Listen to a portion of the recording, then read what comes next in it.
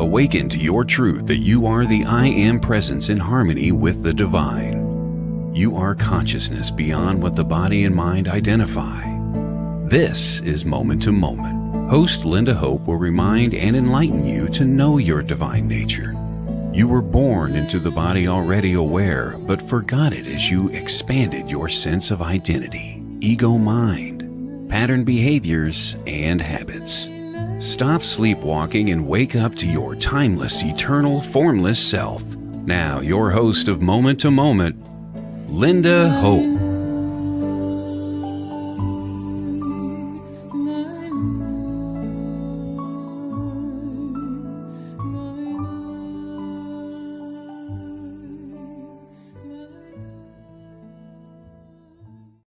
Welcome to Moment on WLTK-DB Talk Radio. My name is Lynda Hope, and I hope that you stick around for all the 60 minutes because it's filled with beautiful energy, with inspiration, and that's going to be coming from my guest. I'm so excited to have this wonderful person from Arizona. I won't give it away yet because we're going to sort of settle in to this moment right now so we can receive her with such a clear signal and appreciation, mostly from our heart, because this is all heart-centered, being in the moment, in this present moment that you know is your truth. You know that when it feels so like you're at home, and you're in this expansive energy field of presence. So please shut off all the distractions, turn off your phone, your computer, or if you're watching on your computer, don't shut it off, but take time to really focus your awareness on, if you're hearing it, then beautiful, put your headphones on, you can close your eyes right now, turn off whatever is not serving you, even your mind. Let's turn off that mind chatter. Let those thoughts just fade away like clouds and just sit here listening to my voice in the stillness of your truth coming from your heart, and allow it to be perfect just the way it is. And that is what being present means. To be in the moment is acceptance of everything, because even the mind chatter can be witnessed, right? So I'm just sort of guiding you into your truth, into your state of presence, beyond the monkey mind as we know it, or the voice in the head, as some people would say. And you may even sense that space between my words, and that even clarifies and enhances that knowing that that's who you are. That's the I am presence. And yes, the mind can be talking nonstop, right? But you can witness it from this place of stillness. And as much as there is chatter and possibly other distractions, that also can just be witnessed. And when you get really clear on that, you can say, can the witness be perceived? Can the witness be perceived?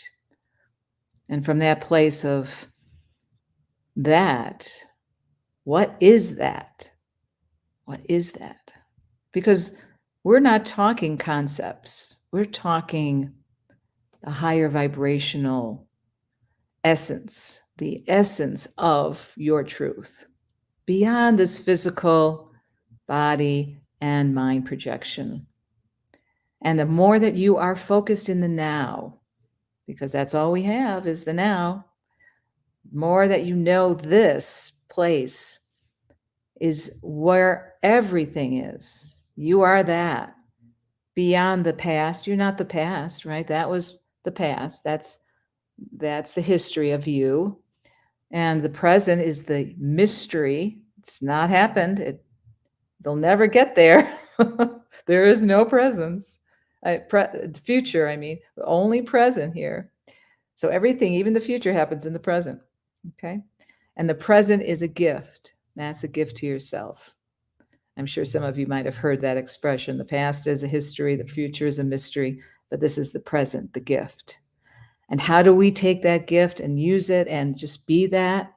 Well, I'm going to bring on my guest because we're going to have a wonderful conversation about that. So I hope you're now feeling into knowing that truth of you as I bring on Aumara Bonnet, who is a renowned psychic, spiritual teacher, intuitive counselor, Reiki master, mystic, and gifted visionary who taps into the higher realms to join with the vast collective of source energy known as the voice of divine oneness, to present the oneness ancient wisdom teachings.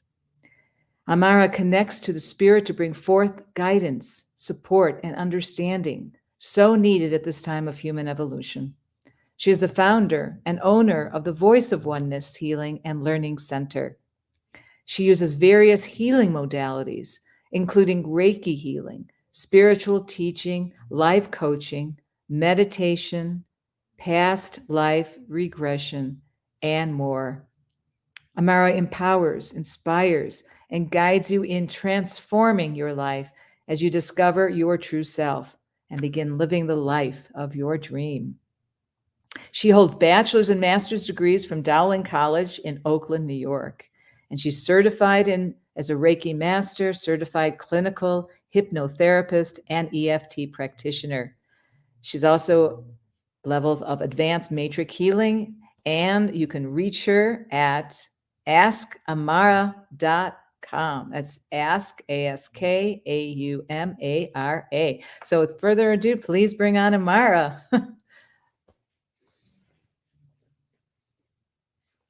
Where are you in your picture? All right. We're going to bring her back. She is there somewhere in the spirit world, I think, at this moment. But she'll be coming right back for us. And yes. Okay, she's going to log back on. There she is.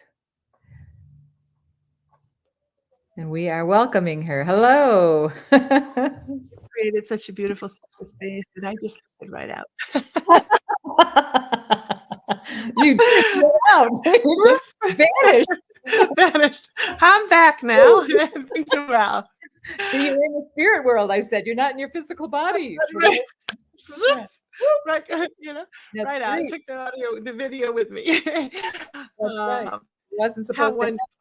Yes. Yeah, it just needed that extra moment to sink in. But what a beautiful space you've created. And I feel like I am home. It's such a beautiful, wonderful energy. Such an open and your audience open to the presence. And we get to I love the way you said this is not about concepts. This is about the experience. This is about the presence. And to settle into that. And just breathe and just be. That's such a rarity, for us right now in our human experience. Most people are so busy and they're so distracted or, attaching themselves to different things and not realizing that the place to be is right where you are. Yes. And that's when the doors open and the experience is enhanced. Yeah, so I really can feel that here. Yes, absolutely. And I feel your energy, and we are one in that place. Everybody, right? We are that oneness. When you say voice of oneness, please explain that to all of our listeners when you say the voice of oneness. Okay, so there's a little backstory to that. And I was an elementary school teacher back at the time. It was back in 2007, 6, 7. And I was studying with a group and we'd interact, through channeling with masters, and did it for years. And I knew the group, and we each had what our role in the group. And mine was that they'd always ask me to further explain or to teach. Another was to write. Another was to read the writing. So we all had our roles. And I kind of got into that's my defined role. And then I took a class because I was so interested in past life regression. So I spent the summer studying to become a past life regressionist. Wow. And one of the activities were that we had to do a process called automatic writing. And I'm like, no, I don't want to do that. You know, I don't need to do that. I don't want to do that. And it was like, no, you have to hand that in, you know, because it was like, you have to hand your homework in, you know, so I had to do it. So I did it. And as soon as I did it, you know, this feeling came over me. This beautiful wave of love came over me and introduced itself. I want to say itself. So when we're trying to discuss that which we are, there are no words. So words don't do it justice, but it's that feeling, that presence that came over me. And they said, we are a vast group. And then, you know, we started to speak for that night, and then a few nights passed. And they said, we'd like to work with you to teach oneness. Wow. You know, to help bring that understanding of oneness to the world in a more expanded way than I had done before through the history of my incarnations. So they said, this is picking up where we'd left off once before, but we're going to expand now. And I said, okay. And then I thought about it, and I said, well, what do I say this is? I don't like the words, you know, we use sometimes psychic, like they have connotations to them, and people don't really feel into it. They go what they think it means and without feeling into it. So I'm like, how do I capture this in a way? So I created the name Voice of Oneness because I'll call it the team of those that I am always working with, said that they don't want to discuss names. They don't want to be known. Just team is fine for them, because they don't want people. They didn't want, at the time it was explained to me, anyone tuning in because of the messenger and not getting the message. Talking. Who's talking? Who's they? I call it the team. It's the stream of consciousness that just flows in. And it flows in. And as it flows in, I get the words within my mind, or I can write them on paper, or they'll come out of my mouth, just flow out. So it's this constant stream. And I know that I'm pretty much always in that flow. But at the time, I felt that kind of drop in and settle in, like we settle into a meditation. We drop into the presence, and we can feel, now we're connected. It's that same feeling, but then that flow of we want to call it the upper room, higher mind, God consciousness, deeper consciousness, deeper consciousness, Christ consciousness. You know, there are so many names that we can use to describe, but I like to go with the feeling tone. Feeling tones is how I like to work it, because if we use the names, then people will, well, I've got to look up what that means and that name and who else is doing it under that name, and they don't get the feeling tone. They miss it.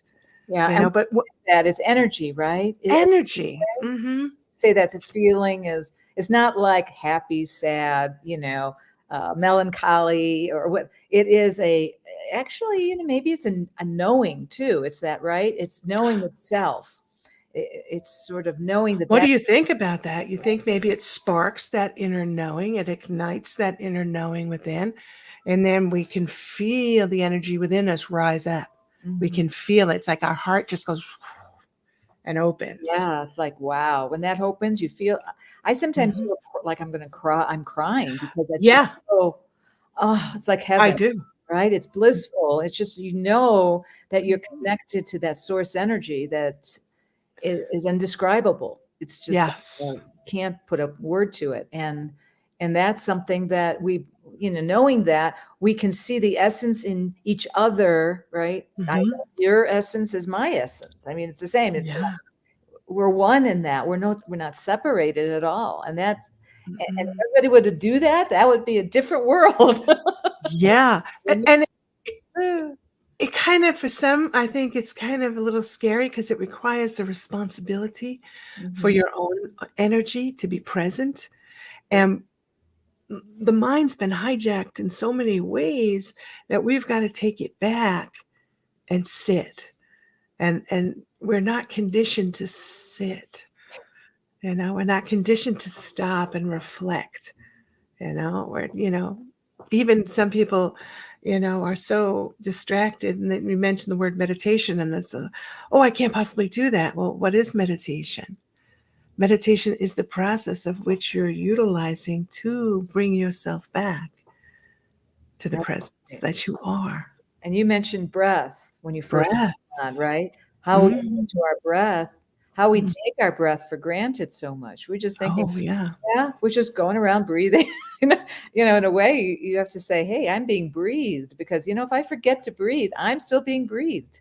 Mhm. And that's sacred. And we just take the simplest things for granted. That's why we're not able to stay in the present moment, because somehow we don't appreciate where we're at now. Mhm. So We it's get caught up in the energies that are all around us. right. Yeah. And that's interesting that you mentioned breath too, because that's so many people can key into that sign Mhm. that when we're breathing and we're relaxed and we're in the flow of life, we're breathing deep and it's relaxed and it's graceful. But sometimes we can catch ourselves maybe holding our breath, or we're breathing very shallow. It's because we've allowed ourselves to come out of that flow. So that's, as soon as we realize that, it's time to sit and come back in and come back to center, because that's a key to us. And when we're aware, we hold that awareness that, yeah, we do step in and out of the flow. We're in a human form, in a three-dimensional world here that does have some pretty strong energies, Mhm. and as we are lifting up, we're becoming lighter. So sometimes if we're pulled down, and we can be pulled by an energy, if we get that, you know, through our emotions usually, you know, and then we realize, oh, I've got to center myself and rise up.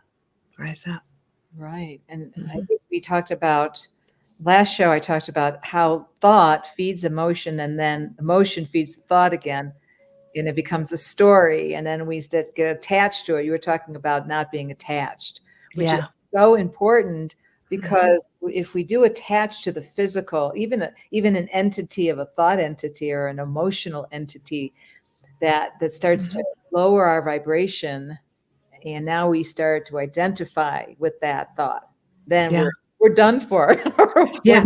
we're Yeah. in rabbit hole, going Yeah. down rabbit We're hole. Yeah. quickly brought down with a thud, Mhm. and then when we realize it, though, the Yep. key is realizing it and then letting go of it and coming back to the center, realizing, oh, whoop, I just got caught. I got snagged, so to speak, Yeah. if you walk past a thorn bush, too closely, you're going to get pricked by the thorn. We just came a little too close to that field of energy without realizing or paying attention to the environment. And now we just got to rectify that by coming right back. We can Right. come right back. Yeah. Now I want to ask you a question about your background a little bit. So you were Hmm. talking about you were a teacher in a Hmm. role that you played in 3D, right? Your Yeah. teacher. And then from there, how did you develop your psychic ability, would you say, or your desire to be part of all the healing practices? Because you have a lot. You have Yeah. you have Yeah. healing, you have what, hypnotherapy, EFT, Reiki. Uh, so what was the first one that you really were attracted to, and why? Okay. Uh, Flowing in the flow of life, connecting with spirit, if we want to call it spirit, connecting with spirit, that has always been. It was never not for me.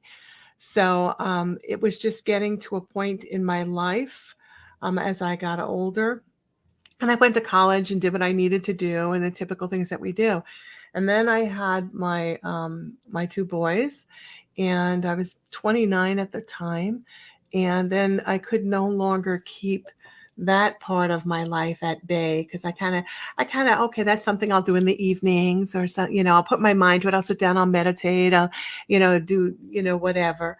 And it was like, no, the doors blew off. And when I say the doors blew off, they blew off. I started to, like a movie screen would open up and I'd see all sorts of visions all the time. And, this was not through taking any substance. This was not through sitting, starving the body and trying to ascend or any of the things that people get involved with today. This simply was a natural unfoldment. And it was part of what needed to take place. It was a preparation for, and each had its step. So the first step was studying Reiki. I was drawn to, my son had some medical issues going on that the doctors couldn't, there was no diagnosis for. He had some upsets in his digestive system. So I said, this is past life. I'm getting this is past life. Let's find a regressionist. So I found a regressionist, and she worked with him, and it was wonderful. And I just fell in love with what she was doing. And I said, I wish I could do this, So she says, you can, So then I took the Reiki class, and then I started doing the healing. And once again, it flows naturally. It flowed naturally to me. And then from the Reiki, then I studied the past life regression to become the certified hypnotherapist to do that. And then from that, I opened a spiritual center. I was teaching, and then I started, it evolved into more, I started writing a book, and then I was teaching during the day, doing that at night, and I was getting pretty tired because I had so much going on and so much draw of energy. And I was holding classes in my home at night and, doing different channelings in the home at night.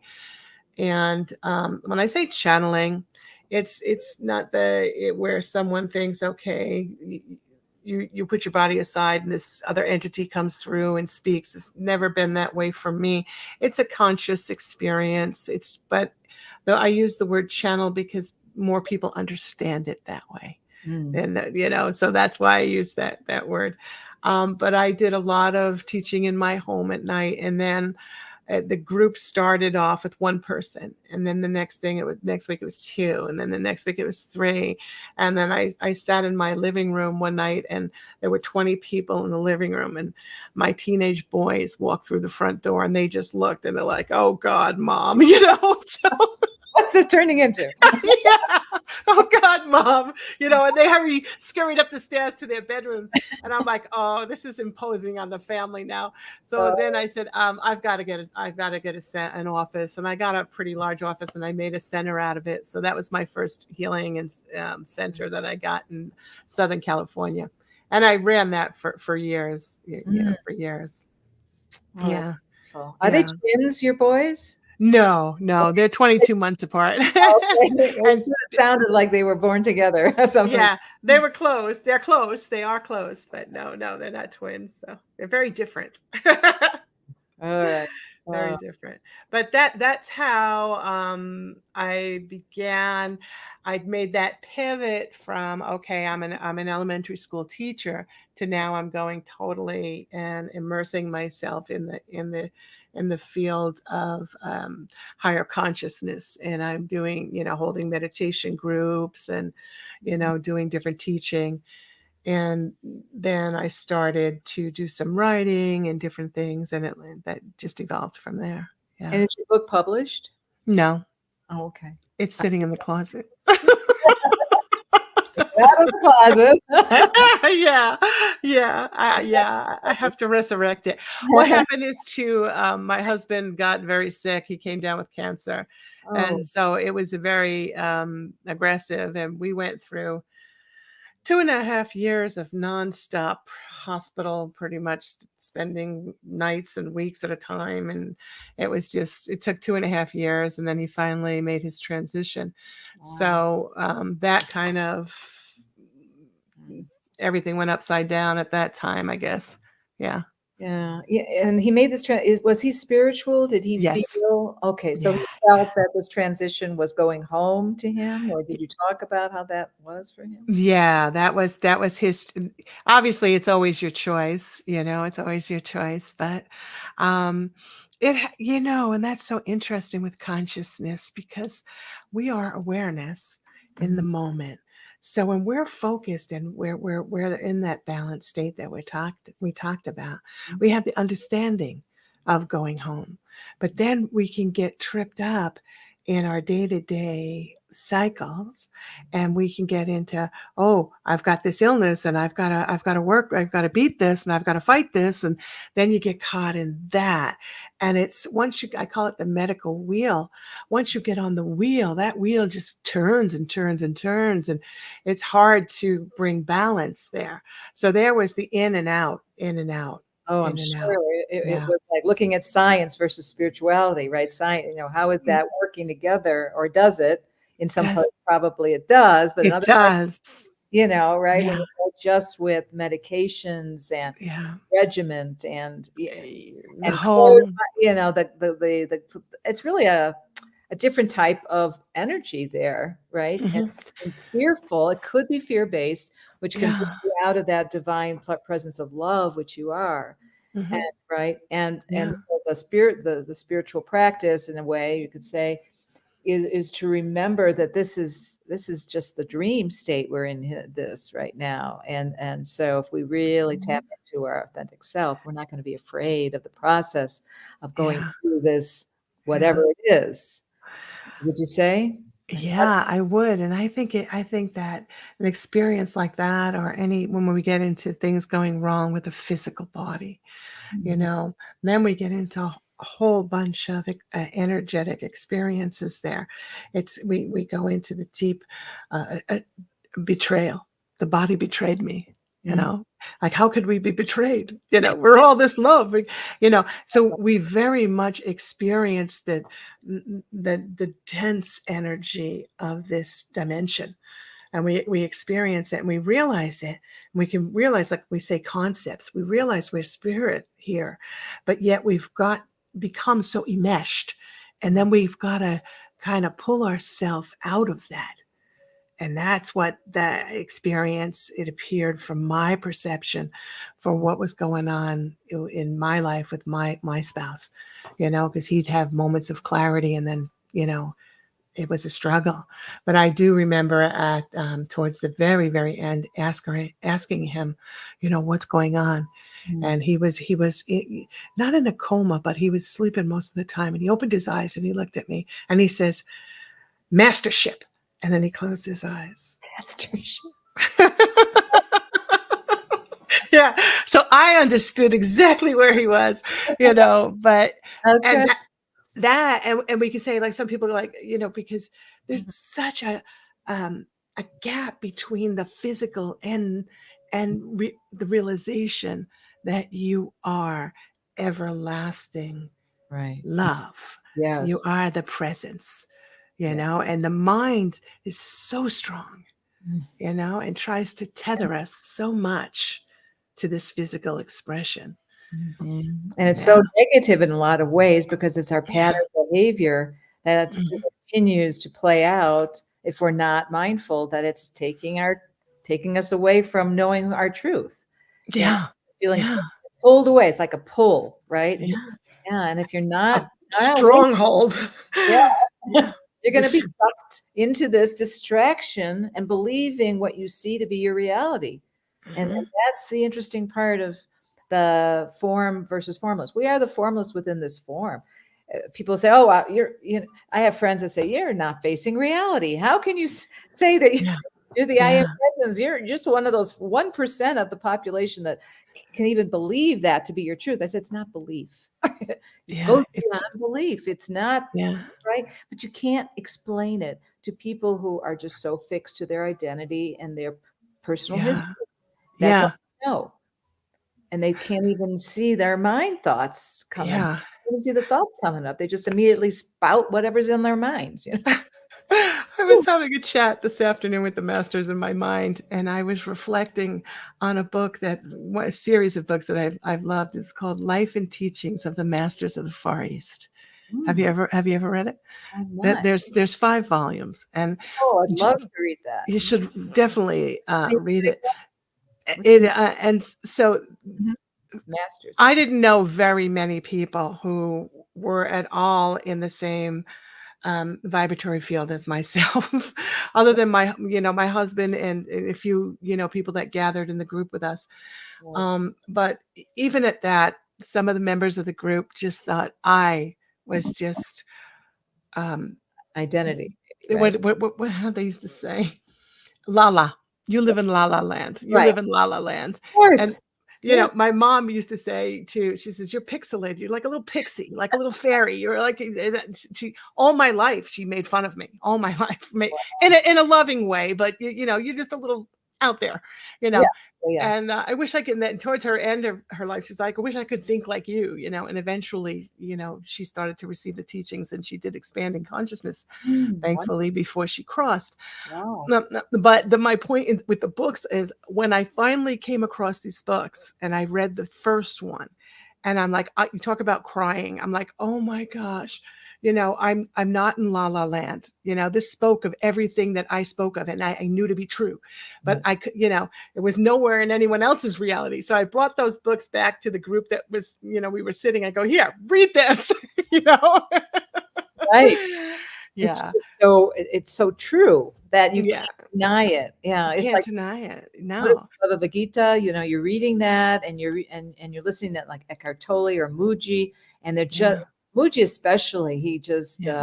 taught you know Muji, right? Yes, Yeah. yes, yes, yes. And you Yeah. just everything he says, you're going, yeah, Yeah. yeah. Yeah. You're feeling it. You're feeling it. It's an internal, experience. It's not in the external. No, Um, it's all internal, right? and the thing with the master when I was talking to them today, there was a part in the book, and I'm not going to quote it exactly, but it's the masters, they have they're walking with someone who's just not at their vibratory rate, but they're working together. They're showing this individual some things that they want to work with this consciousness. So there's a fire in the forest. Let's say there's a fire in the forest. I don't know if I have the exact thing right, but in my mind, there was a fire in the forest. So Mhm. they can rise up, walk right through it like it's nothing, like it's not even there. Wow. But meanwhile, the individual is like afraid to go with them, because he doesn't hold that level of consciousness, so they lifted him and they all went through safely. And I'm like, oh, well, so that's at the different levels of consciousness. They said, yeah, that's at the frequency of the pure, refined love. So Mm. I said, pure, refined love. They said, yeah.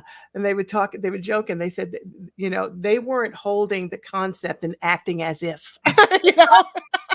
Oh my Because goodness, many that's people so true. today will go, I'm going to act as if. They're Oh, like, no, that was pure, refined love. exactly. I see that a lot, and I'm Yeah. so happy that you are also such um, a teacher and a healer, and yet you're so knowing your truth. It's not Yeah. like you're saying I'm a role of a, I got a master's in this, and I'm that's who I am as a teacher. The roles that you're playing, but Yeah. but that's in your physical life. You are a teacher with all these different energy modalities that you love to share, and but that doesn't define you. Whereas a lot of people, I have to say, in the spiritual community, will say that's all they are. They just Yeah. know themselves to be a spiritual teacher, still as the person being that and doing that, mostly doing it and not realizing the deeper dimension of their I am presence, as consciousness, and where they didn't quite, connect that. I mean, I have to Yeah. say, in my experience in the years that I went through silent retreats and years of that, there was that opening that was like, whoa, yes, there's only one here, you know, and you got to get so quiet to know that, because because the silent retreats, that's all you are, is now walking mindfully, eating mindfully, sleeping Yeah. mindfully. Everything is Yeah. mindfully. And of course, mindful means full mind, but we don't mean that here. We mean, Yeah. very intentional. And Yeah. and so all of a sudden, like, wait a second, my mind is clear. I have no thought in my head. Now, would I have elevated if I hadn't experienced that, stillness and quiet? Because in the experience of Lynda, that's how I was able to really understand that that's the essential nature, that that's Mhm. for true. But for Mhm. you experienced it on the level that you did because you have probably more, maybe your lifetime, maybe your past, Mhm. you were just ready and ripe, and it Mhm. happened like that. Mhm. So everybody evolves differently, right? Elevates differently. Beautifully said. And I love that because so many people are so taught to be competitive, and Oh, they're so taught, and you did it that way, so I have to follow your footsteps and do it that way. No, you have to do it your own way, your own way. And I'm very humble in that I know nothing. I know, and I know that this what I can speak of without that tuning into the stream can disappear in a second. You know, can. Yeah. I have to open up to the greater mind, to the higher perspective. Mhm. That's where the sauce is, so to speak. you know, Yeah. we are limited in our three-dimensional world, Mhm. but when we open up, we are unlimited. So Mhm. we're just plugging in because we know how to plug in. But you just tipped something off for me when you talked about your silent retreats. And that is a beautiful way, if somebody wants to know, well, what can I do to experience, the presence more deeply? Silent retreats.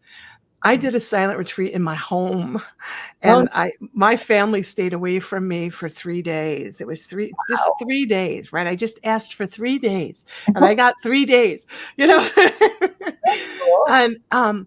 And, I'm sitting I've got this, they laugh because I've got this big easy chair that I'm in and I'm meditating.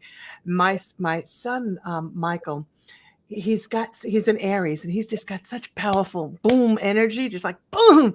So Mhm. he comes, I have these double doors to the bedroom. He comes bursting in, and Yeah. I'm sitting there and I just look at him, and he's all upset because he just got a speeding ticket Oh. right behind the college that he was attending. And he's like, "More, I got this." And he's going on, he's ranting and raving. And Mhm. I'm just sitting there. And all of a sudden he freezes and he looks at me, and tears begin to roll. And he's like, "Thank you. Wow. Thank you for allowing me to speak without judging or telling me I was wrong. Thank you."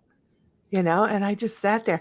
And as I'm watching him, I noticed something. I noticed that I was the observer. There was no connection to my physical body. There Mhm. was no emotional surgeon, no, nothing going on. Mhm. I could just, oh, that's nice. You know, you know, It is you what it know, is, it right. is what it is. Yeah. Yeah. I was totally the observer and detached. I was Right. totally detached. Yeah. And that was the result of that sitting in silence for those 3 days. He came at the end of the 3rd day. Had he That's come at the first day, I don't know, I would have had the same reaction. right. But, since I paid his insurance, but no. Right. Yeah. But, it was the most beautiful experience, and very much, exactly what you're speaking of. You realize, "Oh, there's the observer and the Mhm. observed, and I'm both." you Yeah. know, but yet I'm none. Right. I'm you no know, thing. I'm no no thing. thing. Oh, Yeah, no thing. Yeah. So that that was, and I had that same experience when, Mhm. after my mind settled down and I could really Mhm. see my judgmental thoughts. This was like, I think, the third retreat that I was on, because I realized after the third day, my mind started to quiet even more. Mhm. And all those judgmental thoughts, I was going, what the Yeah. heck? I can see them so clearly. I got Yeah. so mad at myself, Amora, that I said, stop it, shut the heck up. I was like so mad. And all of a sudden it's like coding. I saw coding go like flashed down, and my mind was clear. Went back. Absolutely Good point. nothing point. going on. Yeah. And I was just in this place of awe, like, Yeah. wow. And Yeah. like I was like waiting for something to happen, and nothing was happening. There was no thought. And I took a walk, and I'm walking around. I'm going, by now I would be judging that person in front of me. By now I would be probably not paying attention. I'm like commentary, but it was another type of commentary. It was more of like this conscious, awake commentary of Yeah. wow, And then I noticed about a half hour later, it all came back. And that's the beautiful thing to say too, because some people can be listening to us and going, "Oh, these two women obviously live in a higher conscious state of higher consciousness," but that's not all the time. There are things that can easily come in. I don't know for you, for me, that I'll become aware immediately because I'll feel it. I'll feel it hit me, or somebody's thought. I can get somebody's. I'll feel a hit, and then boom, I'll get a flash, a picture of somebody in my mind. So they're sending that arrow, and that arrow, because thoughts are things, and it's an arrow that comes right into our field and can catch us, and I'll remove the arrow, and then I'll ask immediately. I'll set my intention.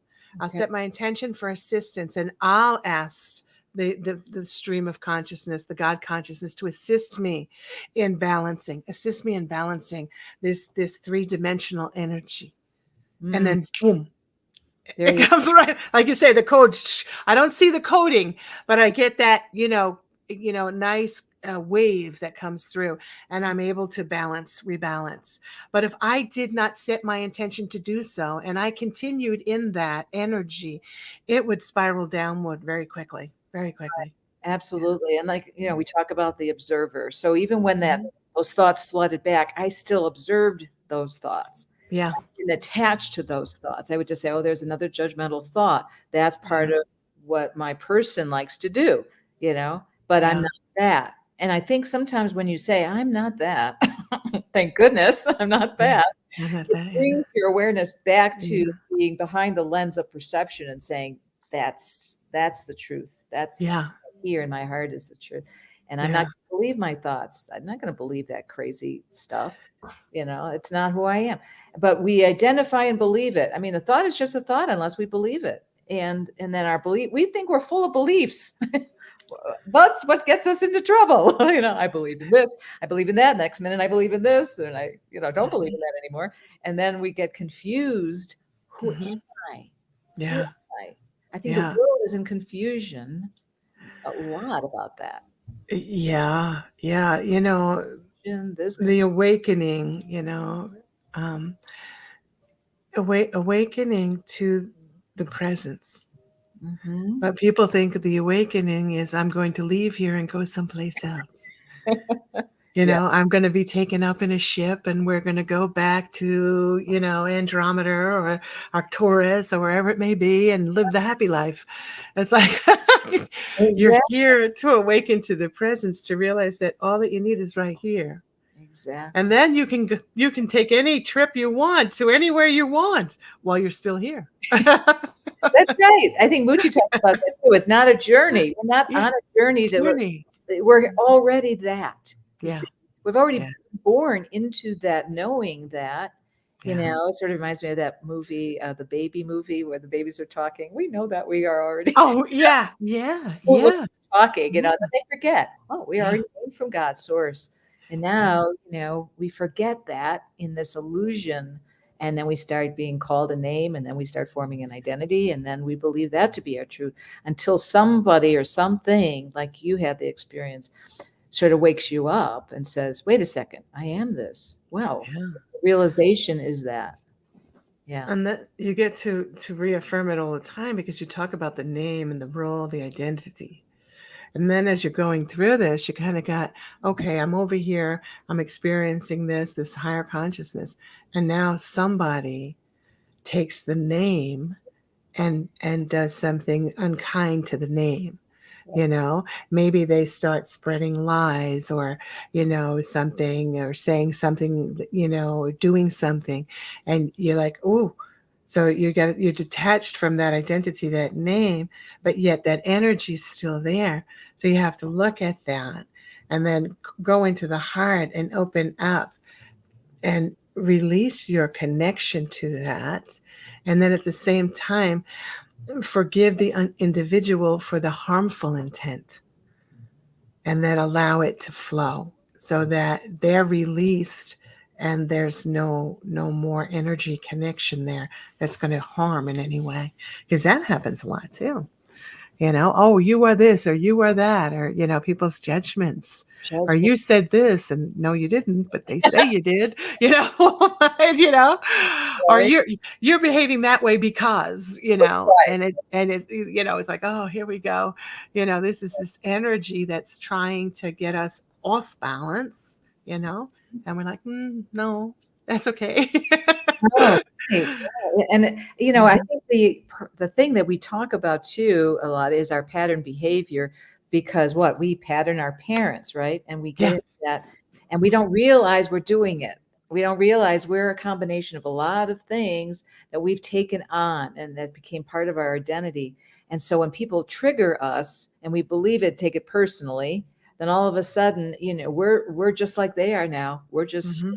in the whatever, arguing, pointing fingers, blaming others. Mhm. And Mhm. part of this is all about, I take 100% responsibility Responsibility. for what I put out there in the world and what I am and my truth, because nothing out there will be controlled. I cannot control Yeah. anybody else and what they're going to say to me personally, if I want to take it that way or Yeah. not. And Yeah. and so if people would just take responsibility, I mean, even on a practical level, and stop taking things so personally, it'd be a bit more elevated there, That's the hardest thing for me, because I don't know about yourself, but I always am trying so much to get people to understand and to elevate. And, when they do something hurtful, it's like, oh, they just don't need to understand what they've done. And then they'll make amends. And I had to learn that, no, they're not coming from the same place. They're coming from a different reality. Their experiences are quite different, and they have no um, um, energy within them that wants to come into a higher consciousness at the moment. They're very happy right where they are in their own reality. Fine, right, So you're the crazy one, exactly. so like, okay, because they would, Bizarre. yeah, they would say to Masters would say to me sometimes, you're Yeah. trying so hard. Let it go, because I would try again and again and again, and it would be very damaging to me, because I'd put myself out there, and I'd have to rebalance my energy and work very hard on me, because I was trying to save someone else, until I realized that we each must save ourselves, and Yeah. we're all part of one. So it's all happening together. And Yeah. raising children is another way of Mhm.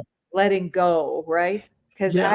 I have 2 girls and you have 2 boys. Yeah. And the girls, a little bit different than I don't know, because I don't have boys, and you probably don't know because you didn't have girls. But Yeah. girls have their period and they get very hormonal and things start to go wonky. Uh, Yeah. and Yeah. and then Yeah. the boy thing and the self-esteem issues that women have, the girls have, like I'm not good enough and da da da. I don't know Mhm. about boys, but I'm sure they do as well. Yeah. And so at one point when I started maturing, in this, it was more of, they're going to make mistakes. And I'm not going to be like my parents who rushed in and tried to save me and want to fix everything. I said, you know what? They got to do it. That's their journey. If I deny them that opportunity to grow in their journey of discovery, whatever that is, it's not going to be necessarily my way. It's their way. That has to be that way. Yeah. And I was feeling very good about that in my belief system at the time. I got to let them experience, right? Let Yeah. them do it. How did you guide your sons? Do you remember guide them? How am I still guiding my sons? Are you? uh, um, my husband and I very much, very, very aligned from the core. So Mm, we very much, raise them to make their own decisions. And my kids, I'm sure they dabbled in drugs, but I didn't know it. I'm sure they did kid stuff, teenage stuff, but they never got in trouble. They never got caught. And it was, after my husband had died, my boys, we were sitting around talking, they're men, but I call them my boys. And they said, Mom, they said, the both of them, said, I said, you guys never got into any trouble or anything. They said, we were so afraid of letting you and Dad down that we never, it was most important to them that they didn't let us down. So I'm like, wow, I didn't realize we dumped that on you, Yes. But they, they just revered us and, didn't want to let us down. And, Cool. Yeah. And so they make their, own decisions, and I always ask, that we sit down with that, for them, that we sit down and we have a discussion and that we hear one another out, and then we're going to do what we choose to do, and then respect that. Like when my husband passed, I remember he wasn't gone long. My one son wanted to go back to New York because we were originally from New York. And I'm like, oh, I would really have loved for him not to go back to New York at that time. But we had a discussion, and then he said, he says, I really, it was clear to me that he really wanted to, and this was in his heart. So I said, how can I help you do it? What do you need? That's beautiful. And he said, well, if you can help me sell my car. So I got online and I took pictures of his car and put it online, that kind of thing, so that he learns that, we don't have to agree, but we support one another in our decisions, and I did tell him flat out, I said, it was tears rolling down my face. It hurts to let you go, but I know that you must go.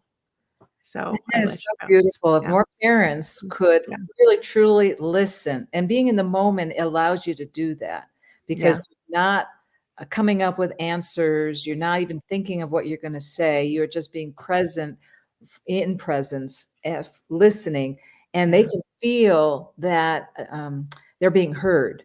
And what a gift, because most kids don't feel like they're being heard by their parents. Who they are. Instead, they feel like they're being molded or changed to fit whatever their perception of them is, or projection of what they want to be in the future, whatever that is. So it's beautiful. I want to recognize people who are on our platform, Catherine and Courtney and KJ, and thank you for being involved in this beautiful energy that we're sharing with you. And and we have only 2 minutes left, unfortunately. Wow. Going so fast. I have to have you back, Aumara. I would love it. Oh, I'd love to.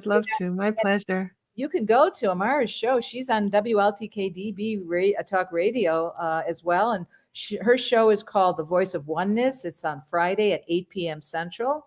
And again, you can reach her at askaumara.com. Is there any other place? That's Aumara at askaumara.com. You got to put the Aumara first. Aumara at askaumara.com. Okay. That's my email. Okay. Askaumara.com is the website. Oh, that's your website. Gotcha. Yeah. Okay, perfect. Or Voice of Oneness is the website too. Okay, great. Yeah. And then you can obviously reach out. What you do one-on-one counseling, and what else would you provide? What you want to mention to our listeners? I do, at this point, where I really, my passion is helping to uplift and empower, and helping to work with someone and actually reading their energy and getting them to understand why it is they're experiencing what they're experiencing, and should they choose to move through it and have another experience, to help them do that, and how they can do that. So that's what I love to do. Yeah. When we say psychic reader, it's not, I'm not a psychic reader as far as predictions and things like that kind of thing. I read the much deeper soul type reading. So I do that. And I do a lot of spiritual counseling and coaching, with clients that are on a weekly, some monthly basis. And we work on specific things together. Beautiful. And I folks who want to just be part of our show on WLTK-DB, please, we've got so many wonderful hosts, don't we? And this is a beautiful platform. And so please visit us on our web. We can also be heard on Apple and on Podbean and StreamYard and all the streaming platforms. So please join us again on Moment to Moment next week, Tuesday, 8 p.m. Central. And I don't know my guest next week, but that's a mystery. Again, Aumara, for your presence and Thank you. What a joy. Thank you. And all of you, please, listen to this over and over, whatever it takes for you to really actualize who you truly are, because you are a blessing. And it's so important to know that. And I am grateful. Thank you. We'll see you soon. The truth is here and now on WLTK-DB Talk Radio at WLTK-DB.com.